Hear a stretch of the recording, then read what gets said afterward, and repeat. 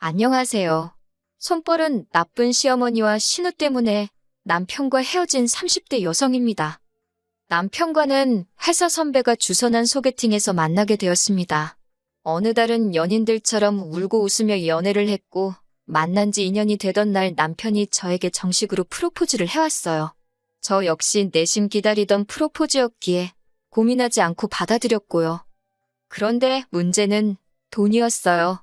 둘 다 연봉이 평균 이상이었으니 돈이 문제가 될 줄은 생각지도 못했는데 둘 다 사회생활을 늦게 시작했던 상황이라 재정 상황을 오픈하고 보니까 저는 4천, 남편은 5천밖에 못 모았더라고요. 하지만 솔직히 말해서 저는 제가 결혼한다고 하면 친정 부모님께서 어느 정도는 도와주실 거란 건 알고 있었거든요. 저희 친정은 부모님이 사업을 하셔서 여유가 있는 편이었으니까요. 그래서 비록 저희 둘이 모은 돈이 9천밖에 되지 않았지만 친정 부모님과 시부모님으로부터 도움을 받으면 큰 문제는 없을 거라 생각했네요. 하지만 남편이 말하길 자기 집은 그러니까 시댁은 금전적으로 지원을 해주실 만한 상황이 못 된답니다. 그래서 고민 끝에 친정 부모님께 저희의 재정 상태를 솔직하게 말씀드리고 얼마나 도와주실 수 있을지 여쭤봤지요. 그러자 친정아버지가 그러면 당신 소유한 서울 30평대 아파트에 들어와서 살라고 하시더라고요. 살면서 돈 모아서 능력될 때 독립하는 조건으로요. 그렇게 5천만 원만 보증금이란 이름으로 친정아버지께 드리고 집 문제를 해결하게 되었지요. 그리고 당연히 시부모님께도 이 좋은 소식을 전했어요. 제가 소위 친정에서는 이렇게 해주시는데 시댁에서는 뭐 안 해주시나요? 이런 심정으로 말씀드린 건 절대 아니고 단지 아버님 어머님도 알고 계시는 게 좋겠다 싶어서 말씀드렸을 뿐이에요. 그런데 어머님께서는 솔직히 좋아하시고 잘됐다 하실 줄 알았는데 그런 소리는 이런 방구도 없으셨고 그러면 예단은 어떻게 할 거냐고 물으시대요. 솔직히 친정에서 집 해주시고 제 돈으로 시골리고 혼수하고 물론 남편이 모은 돈을 저희 부모님께 보증금이란 명목으로 드리긴 했지만 그 돈은 어차피 나중에 돌려주신다 했거든요. 그러니 따지고 보면 시부모님은 아무것도 안 해주시는 상황이었는데 예단 이야기를 하시니 황당하더군요. 그래서 제가 예단이 꼭 필요할까요? 하고 물었어요. 그랬더니 어머님께서 당연한 거 아니냐? 내 아들 공짜로 데려가려고 그랬냐 하시는 거예요. 순간 그럼 예단 받고 아드님 저한테 파시는 거냐고 따지고 싶더라니까요. 하지만 차마 그럴 수는 없어서 남편과 상의 끝에 허례허식은 생략하기로 했다고 말씀드리니 어머님이 그런 건 어른들이 정해주는 거지 니들 마음대로 하는 게 아니라나요. 어머님과 얼굴 붉히고 싶지 않아 일단 제가 남편하고 다시 한번 상의해보겠다 하고 한 발 물러났어요. 그리고는 남편한테 어머님이 하신 말씀을 전하며 어떻게 했으면 좋겠냐 물었습니다. 그랬더니 남편이 그냥 흉내만이라도 내주면 안 되겠냐 그래요. 솔직히 제 편을 든다고 해야 하나 남편이 내가 해결하겠다 그런 식으로 나와주길 바랬는데 오히려 저더러 어머님한테 맞춰드리란 식으로 나오니까 기분이 좋진 않았지요. 하지만 좋은 날 앞두고 어머님이랑 기싸움 하는 것도 내키지는 않아서 남편 의견을 따라주겠다 했습니다. 그리고 이튿날 300만 원을 예단비로 보냈어요. 그런데 황당하게도 바로 다음 날 어머님이 남편을 통해 제가 보낸 300만 원을 되돌려 보내셨더군요.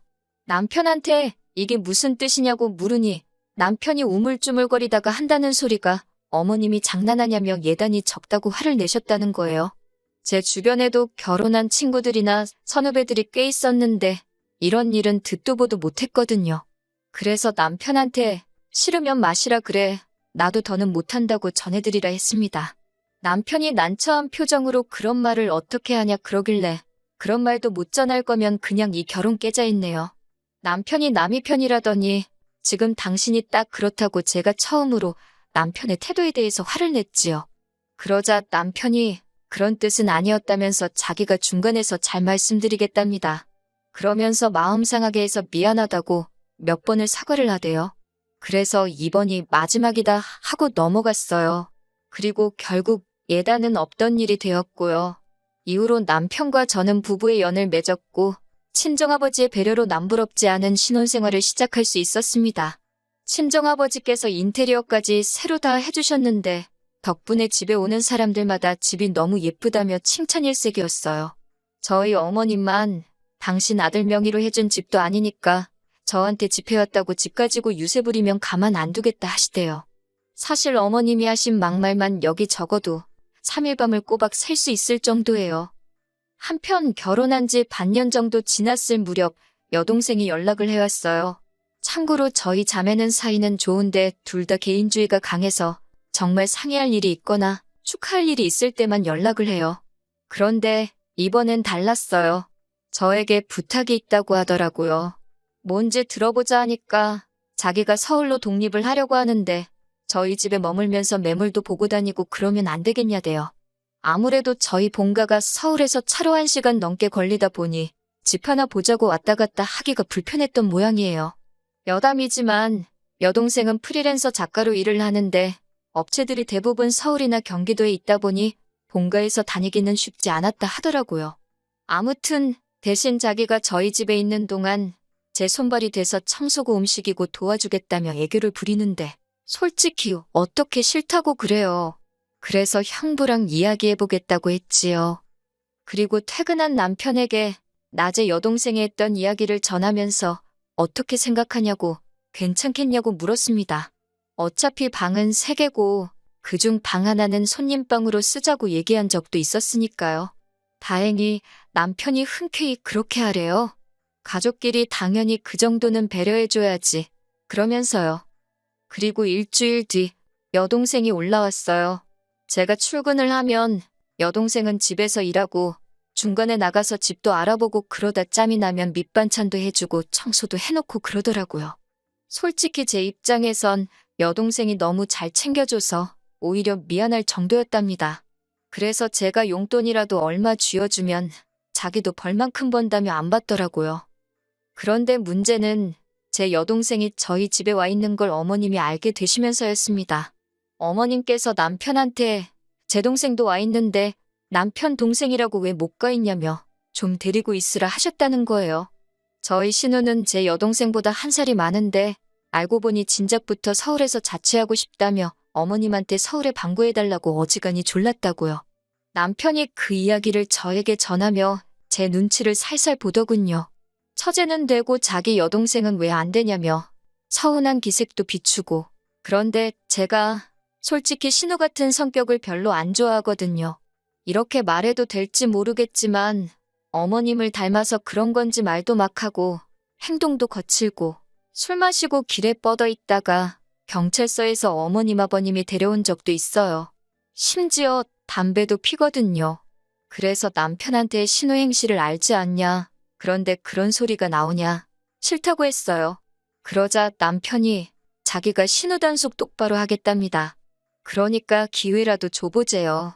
데리고 있어 보다가 도저히 개차반이라 안 되겠다 싶으면 내려보내면 되지 않겠냐고.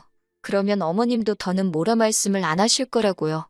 그래서 결국 알겠다 했습니다. 그리고 한 3일 정도 지나서 바로 신우가 올라왔어요. 아기 방으로 쓰려던 방을 신우에게 내줬는데 제 여동생이 쓰는 방을 슬쩍 보더니 자기가 저 방 쓰면 안 되냐고 그래요. 거기까지는 좀 이해는 했어요. 제 여동생 방은 손님방으로 쓸 예정이었던지라 침대가 있었고 아기 방으로 쓰려던 방에는 아무것도 아직 없었거든요.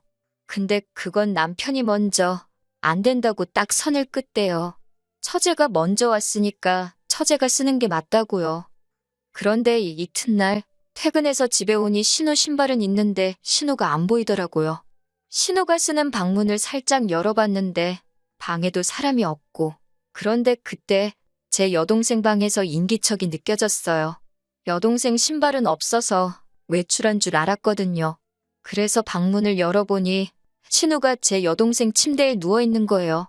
아가씨 여기서 뭐하냐니까 낮잠 자고 있었다는데 어이가 없어서 아가씨 이건 아니라고 자기 방도 아닌데 그러고 있으면 어떡하냐 나오라 했습니다. 그랬더니 툴툴거리면서 나오더라고요. 이뿐만이 아니었습니다. 신우의 행실은 날이 갈수록 눈에 거슬려서 봐주기가 힘들더군요.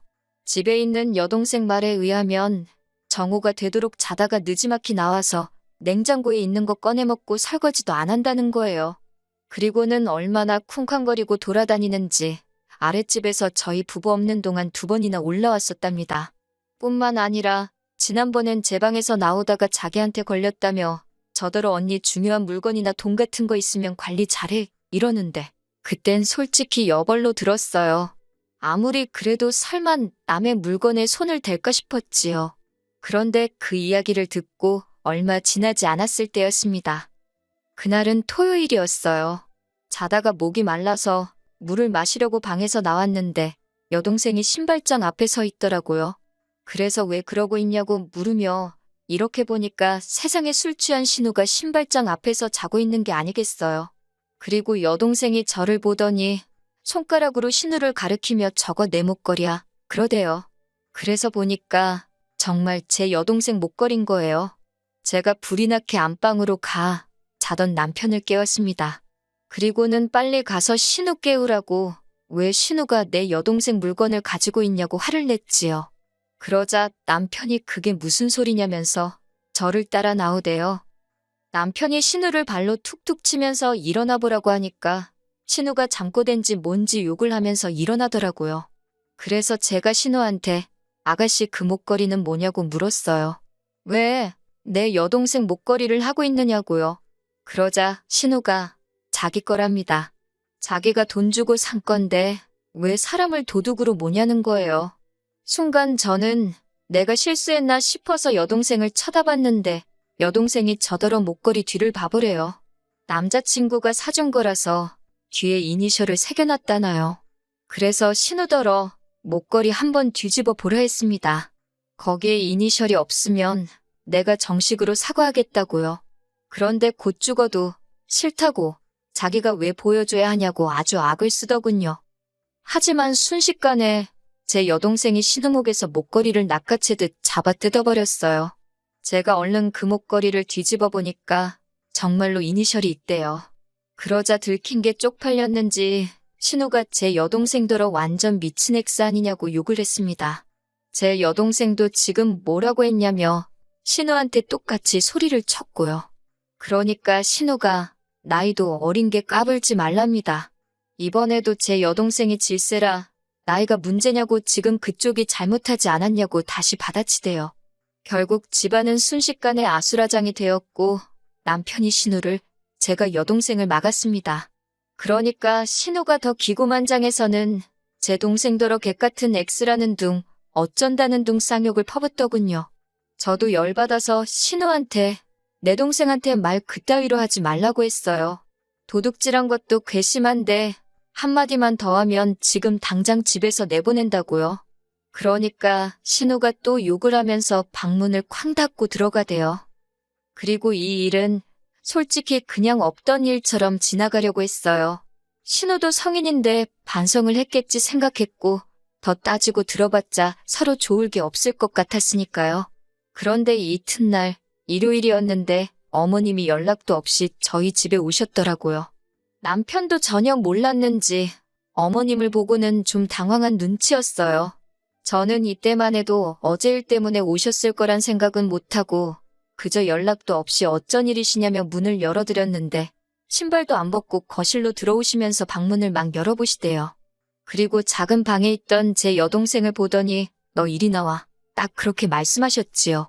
말투가 어떻건 간에 일단 어른이 나와보라 하니 제 여동생이 영문을 모르겠단 표정으로 나왔고요. 근데 제 여동생이 거실로 나오니까 어느새 신우도 거실에 나와서 소파에 앉아있고 그리고 그 앞에서 어머님이 갑자기 리모컨을 쥐어드시고는 제 여동생 머리를 딱 때리시더라고요. 그 속도가 얼마나 빨랐는지 저나 남편이 막을 새도 없었네요. 동생이 악소리를 내면서 머리를 부여잡고 다리에 힘이라도 풀린 건지 주저앉았습니다. 제가 순간 눈이 돌아가서는 어머님더러 이게 뭐하는 짓이냐고 소리를 질렀어요. 그러니까 이번엔 제 머리도 딱 때리시면서 니네 둘 다 그러는 거 아니랍니다. 망할 엑스들이 붙어먹고 자기 딸을 무시했다나요? 그러면서 내가 오늘 니들 가만두나 보재요. 그러니까 남편이 어머님더러 이게 무슨 짓이냐며 어머님을 온몸으로 막으며 저더러 방으로 처제 데리고 들어가랍니다.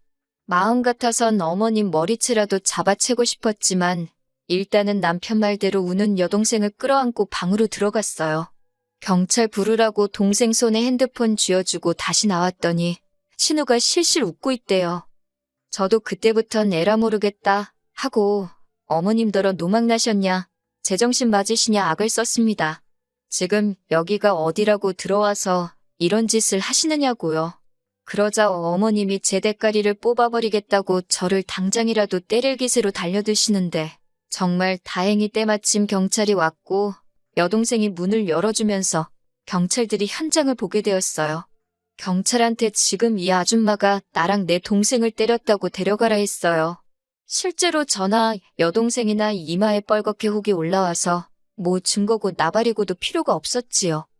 저희라고 부모가 없나요? 뭐가 없나요? 바로 친정부모님한테 연락드렸고 그러자 친정부모님이 아는 변호사분까지 대동하고 경찰서로 가시겠다며 저희한테도 그 집에서 일단 나오라고 하시대요. 하지만 그대로 나갈 순 없어서 마트에서 사뒀던 쓰레기 봉지에다가 남편하고 신우 물건 처박아서 현관 밖에 내놓고 현관 비밀번호를 바꿔버렸지요. 그리고 여동생하고 나와 병원 가서 진단서 끊었습니다.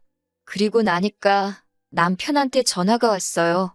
장인 장모님이 변호사란 사람까지 데리고 여기 오셨는데 무슨 일이냐며 저한테 빨리 와서 경찰한테 설명을 해달래요. 그래서 알겠다고 하곤 여동생 데리고 경찰서로 갔습니다. 경찰서에 도착하니 남편이 마치 살았다는 표정으로 빨리 가서 아무 일도 아니었다고 이야기 좀 해보라고 난리더군요. 태연하게 저희 변호사한테 그리고 경찰한테 방금 끊어온 진단서를 보여줬습니다. 그리고는 고소하고 싶다고 했어요. 그러자 남편이 가족끼리는 원래 고소 같은 거 못한다나요? 그래서 가정폭력은 된다고 제가 알려줬네요. 그리고 덤으로 너랑 이혼도 할 거라고 했지요. 그러자 남편이 그제서야 어머님이 나이도 드시고 그러다 보니 감정 조절을 잘 못하셔서 그런 거라며 저더러 한 번만 참고 넘어가 달랍니다. 감정 조절 못하는 거야 어머님 사정이지. 내 알바냐고 탁 쏘아붙였어요. 그리고는 제가 됐다고 다 필요 없다 하고 나머지는 변호사하고 이야기하라고 했네요. 그리고 이후로 어머님에 대한 고소를 취하하는 조건으로 남편과 협의 이혼했습니다. 원래는 고소 취하도 안 해주고 합의도 안 하려고 했는데 그러면 이혼이 소송으로 넘어가서 질질 끌리게 생겼더라고요. 더는 그쪽 인간들 때문에 스트레스 받기 싫어서 그냥 쉬운 길로 갔네요. 남편은 끝까지 저에게 자기가 제 역할을 못해서 미안하다며 앞으로 자기 부모님이고 신우고 평생 안 보고 살아도 된다고 매달렸지만 그 말을 제가 뭘 보고 믿나 싶대요. 그래서 결국 완벽한 남남이 되는 길을 선택했지요. 한때 제가 사랑했던 사람이라 힘들지 않은 건 아니었습니다. 하지만 부부라는 게 두 사람 사이만 좋다고 될 일이 아니라는 걸 뼈저리게 느꼈네요. 그리고 왜 어른들이 차이나는 결혼은 하지 말라고 하시는지도요. 비싼 수업료 내고 삶의 지혜를 얻었다고 생각하렵니다.